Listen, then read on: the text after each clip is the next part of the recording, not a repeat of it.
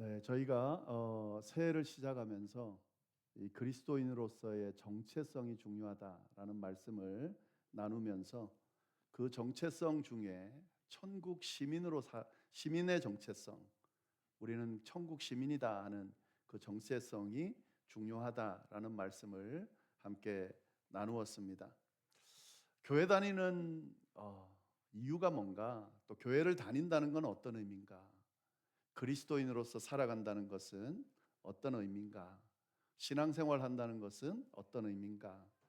결국에는 천국 시민으로 살아간다 하는 의미가 이 안에 담겨져 있습니다.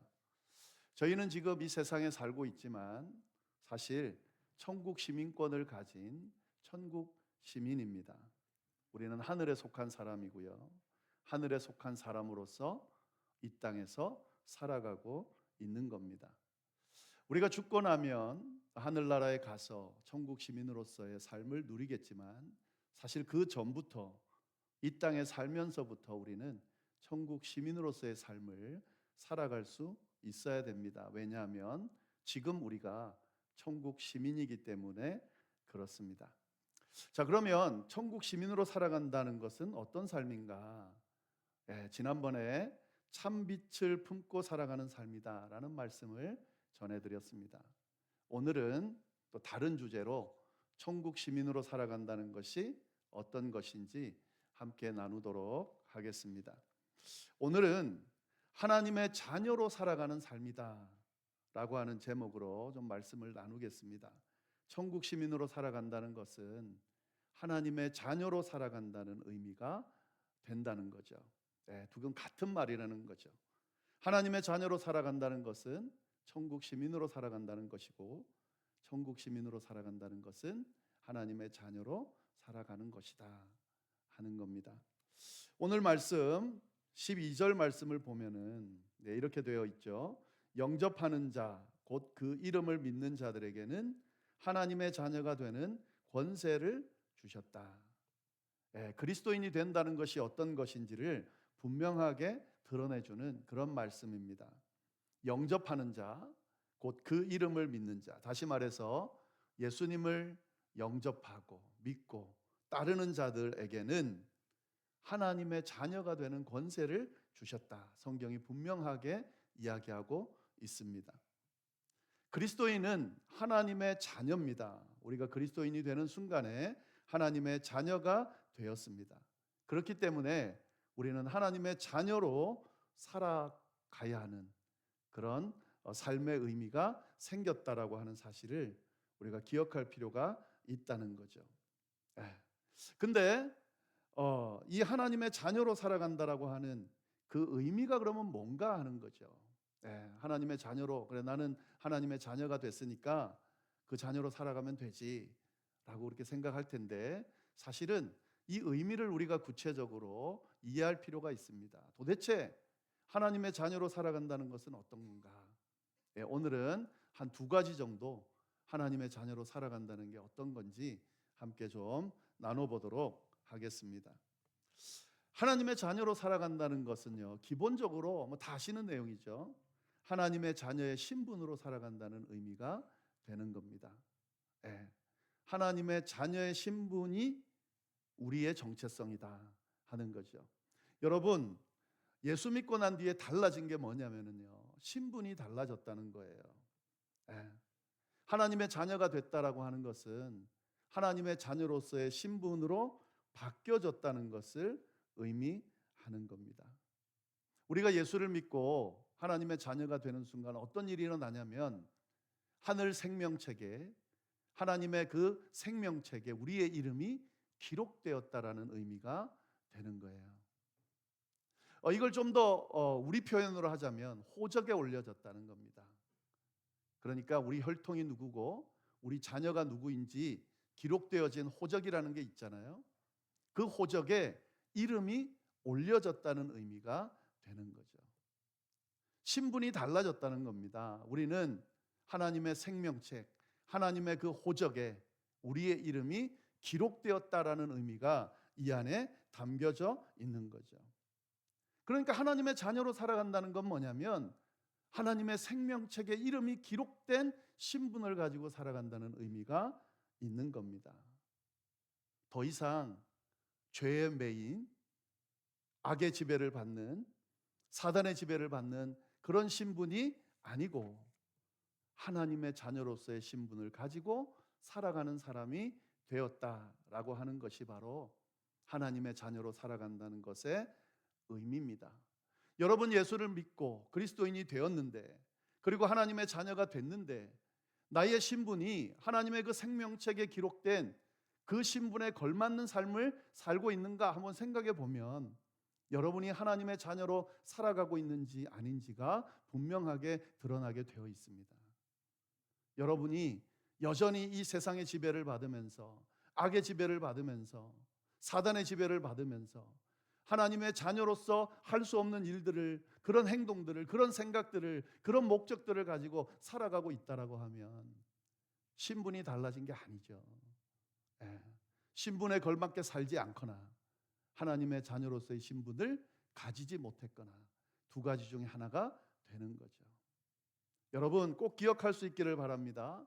그리스도인으로 살아간다는 것은 천국 시민으로 살아가는 것인데, 천국 시민으로 살아간다는 것은 하나님의 자녀로 살아간다는 의미가 이 안에 포함되어 있습니다. 나는 더 이상 이 세상 지배 가운데 있는 신분이 아니라 하나님의 자녀로서의 신분을 가진 사람이다.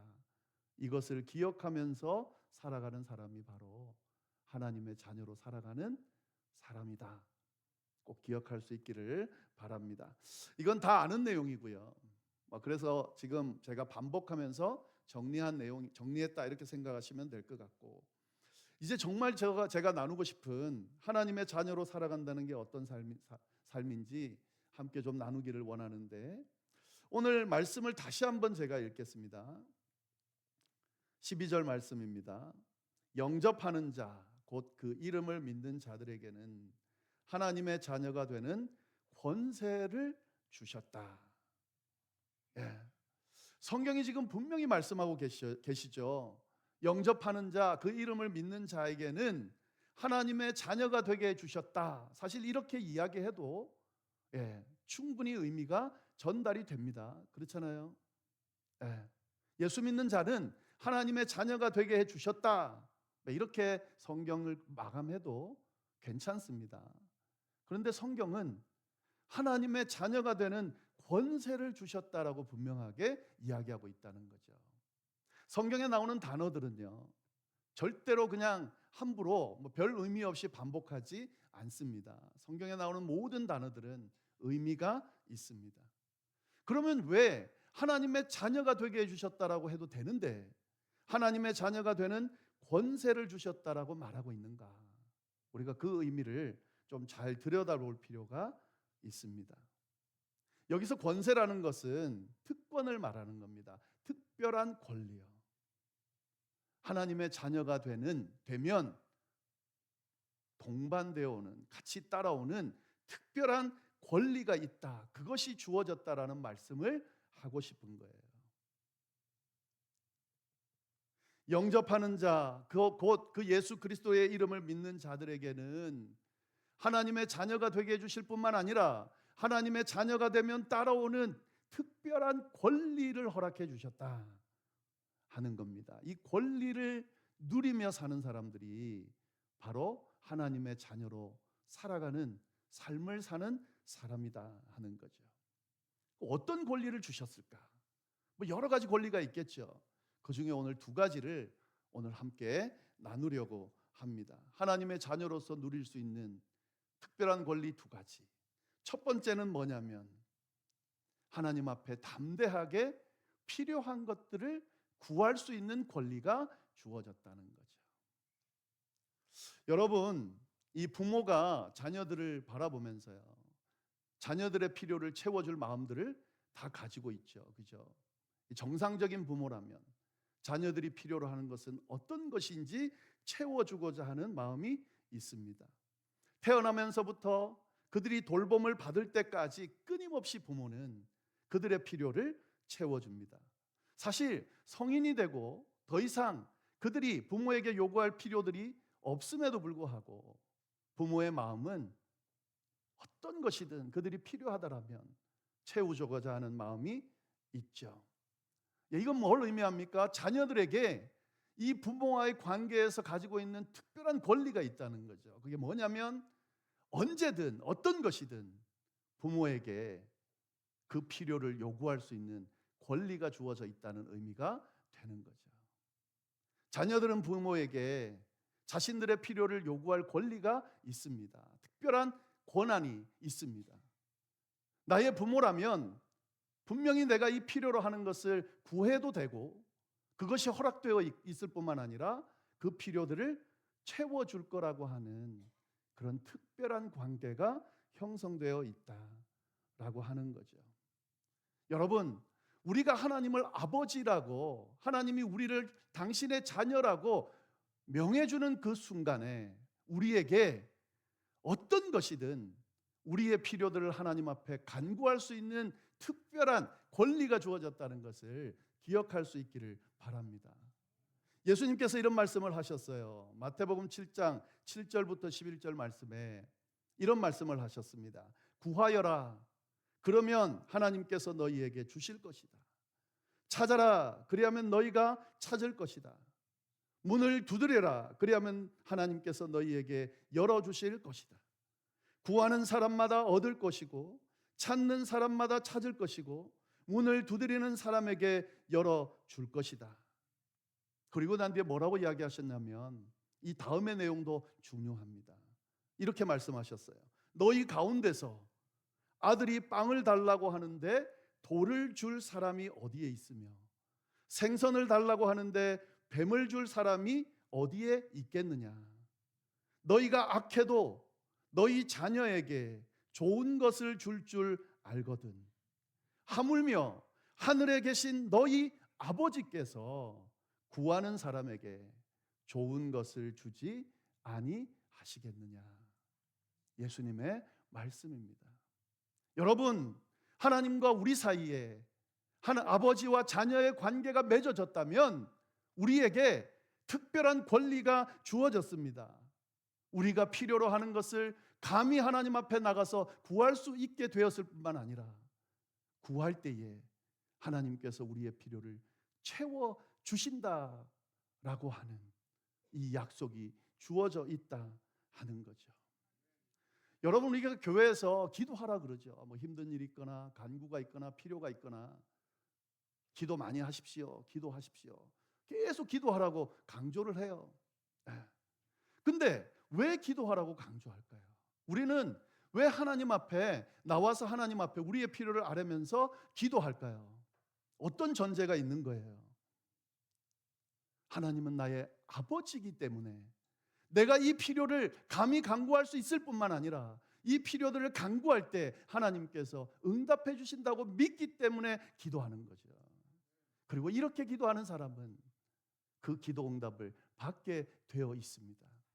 물론 때로는 이 기도를 하나님이 지금은 아니야 라고 좀 미루실 때도 있고요. 때로는 그 기도는 너에게 응답되면 안 될 것 같아 거절할 수도 있지만 하나님 아버지는 우리의 필요를 채워주기를 원하시는 분이고 당신의 자녀들이 간구할 때에 그 필요들을 들으시고 응답해 주기를 원하신다는 사실을 기억하면서 하나님 앞에 나가서 기도할 수 있어야 되고 그것이 바로 하나님의 자녀로서 살아가는 삶의 모습을 드러내는 그리스도인의 모습이다 하는 거죠.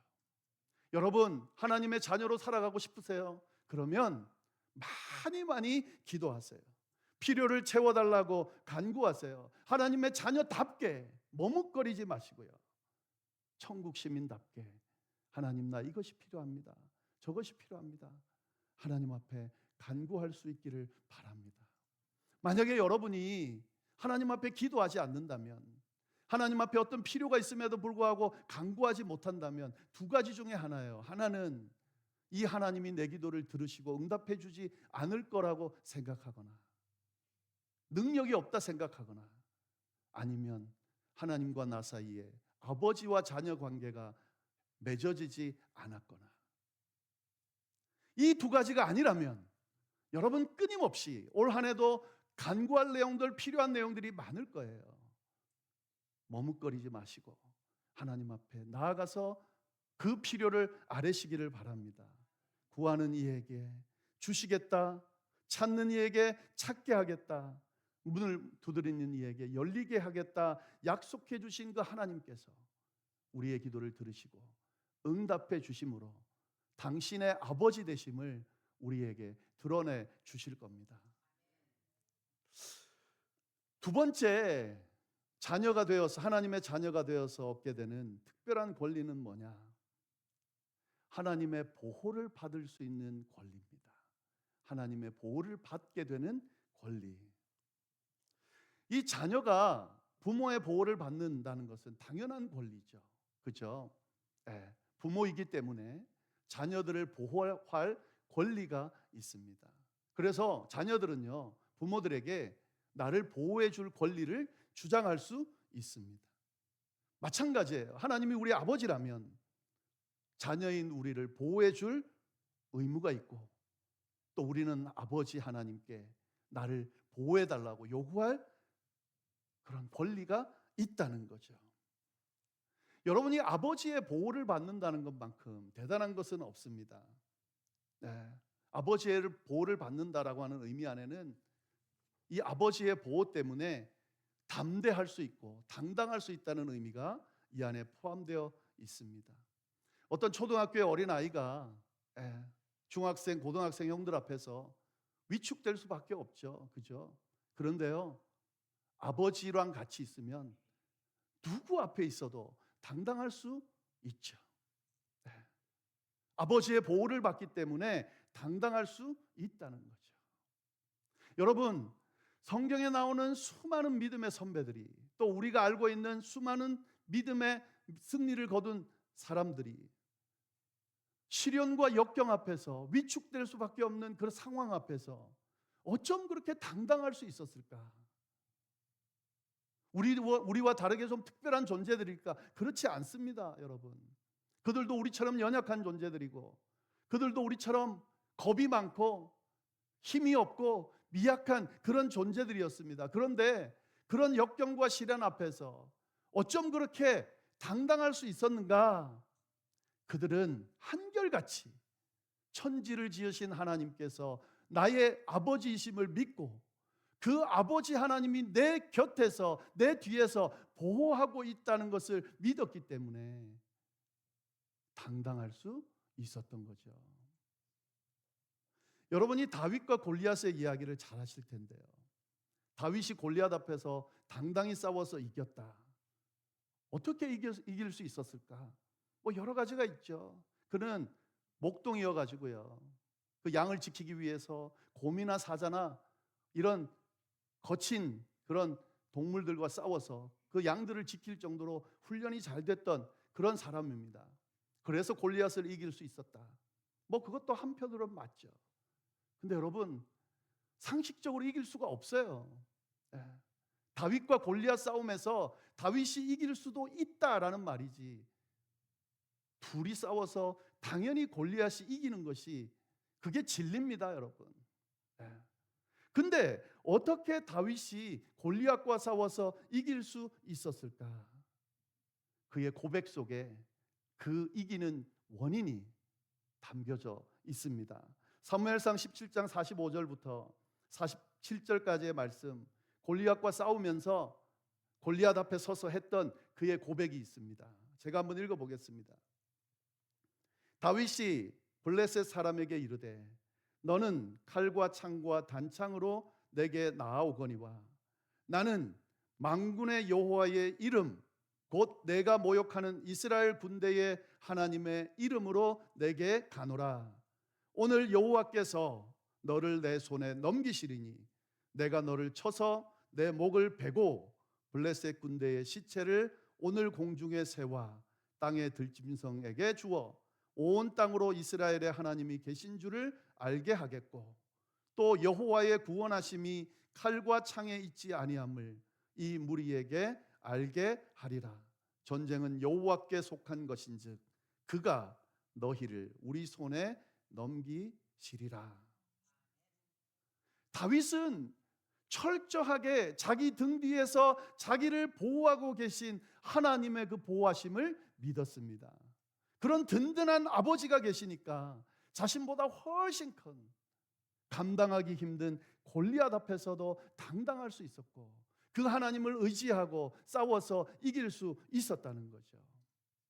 이걸 알고 이 하나님의 보호하심을 경험하고 느끼고 믿고 살아가는 사람이 바로 하나님의 자녀로서 살아가는 사람들이라는 것을 여러분 기억할 수 있기를 바랍니다. 올 한 해도 끊임없이 우리를 힘들게 하는, 어렵게 하는, 우리를 넘어뜨리는, 무기력하게 하는 그런 환경 앞에, 시련 앞에 서게 될 겁니다. 그리고 그 앞에서 어쩜 그렇게 나는 이렇게 무기력하고 힘이 약한지 자신의 모습을 보면서 한탄하게 될 겁니다. 그때 여러분이 하나님의 자녀라면, 여러분 등 뒤에서 든든하게 보호하고 지키고 계신 하나님이 계시다는 사실을 믿고, 그 하나님이 절대로 떠나지 않으시고 당신이 친히 싸우셔서 자녀를 위해 희생하기까지, 모든 것을 내어놓기까지 보호하시 하나님이라는 사실을 기억하면서 그 하나님을 등에 업고 당당히 맞설 수 있기를 바랍니다. 그러면 그 하나님께서 여러분을 그 시련의 자리에서 이길 수 있도록 인도해 주실 겁니다.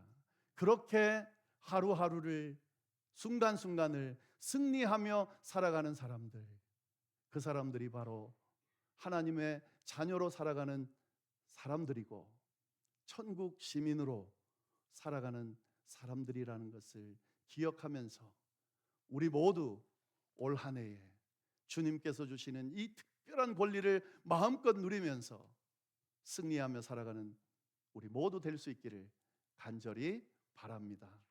기도하겠습니다. 하나님 아버지, 참으로 감사합니다. 귀한 말씀으로 또 우리를 깨우치시고 힘주셔서 다시금 우리에게 주어진 이 삶의 여정을, 신앙의 여정을 걸어갈 수 있도록 인도해 주심에 감사를 드립니다. 천국 시민답게, 하나님의 자녀답게 우리에게 주어진 특별한 권리를 누리면서 살아가는 우리 모두가 될 수 있도록 주여 인도하여 주옵소서. 올 한 해 끊임없는 필요들을 하나님 앞에 아뢰며 주님 앞에 기도하며 보내는 한 해가 될 수 있도록 인도하여 주시고, 어떤 상황 가운데서도 우리를 보호하고 지키신다 약속하신 그 주님, 그 아버지 하나님을 등에 업고 당당히 맞서 감당해낼 수 있도록 주여 역사하여 주옵소서.